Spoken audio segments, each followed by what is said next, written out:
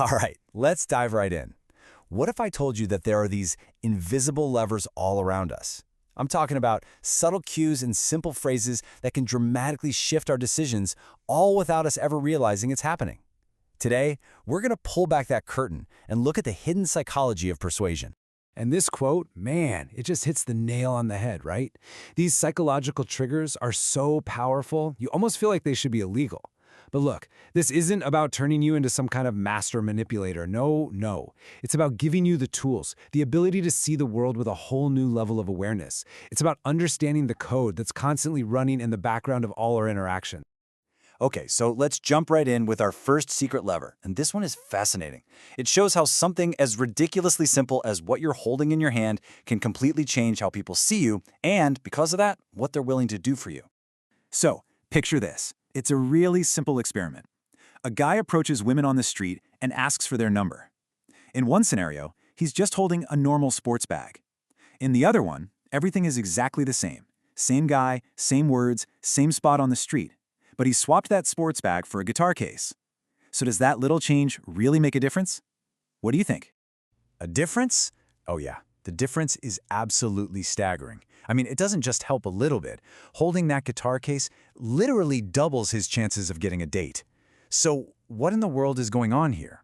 Well, that one object, that guitar case, it's acting like this powerful subconscious signal. It's broadcasting all these traits like creativity, intelligence, the dedication it takes to learn an instrument, all without him having to say a single word. It completely changes the story people tell themselves about who this guy is. Okay, so we've seen how a physical visual prop can work its magic.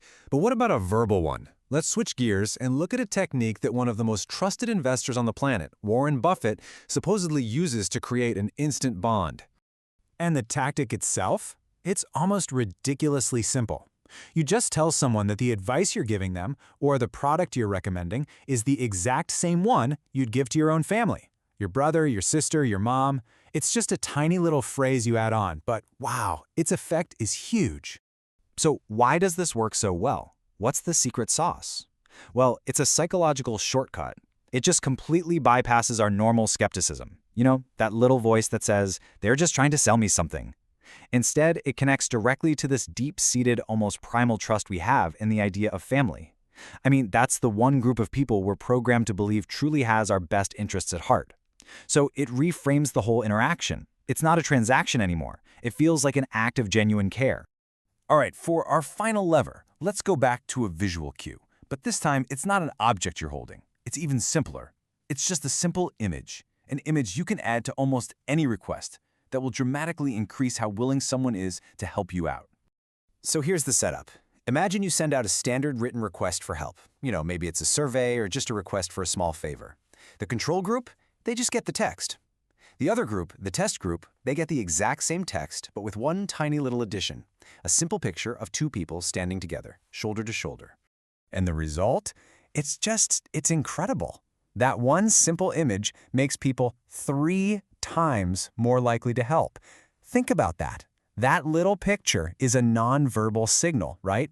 It signals unity, that you're on the same team. It taps into our ancient tribal instincts to cooperate with people we see as being with us. It creates this instant sense of shared purpose.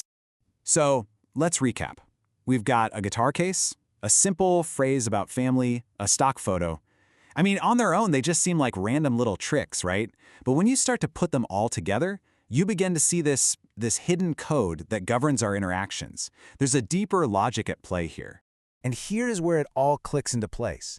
See, these aren't just parlor tricks. They are really powerful examples of fundamental psychological principles. The guitar case, that works because it signals value and desirable traits.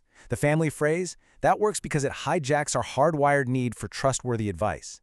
And that shoulder signal, it taps right into our core instinct for cooperation.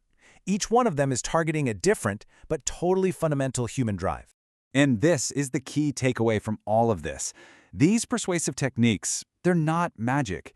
They work because they tap into predictable, hardwired patterns of the human mind. And knowing that they exist, well, it doesn't just show you how you can be influenced.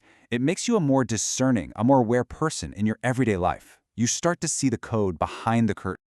Which brings us to the final and maybe the most important question. Now that you can see these psychological levers being used all around you, I mean, they're in advertising, in negotiations, even in daily conversations, what do you do with that knowledge? Are you going to just be better at spotting them? Or are you going to start to pull them yourself? That choice? Well, that's up to you.